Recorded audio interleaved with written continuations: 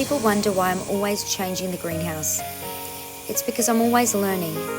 Different temperature, light and airflow, moving of the shade cloths means I need to rotate my plants so I can listen, observe and adjust. Positioning matters more than perfection.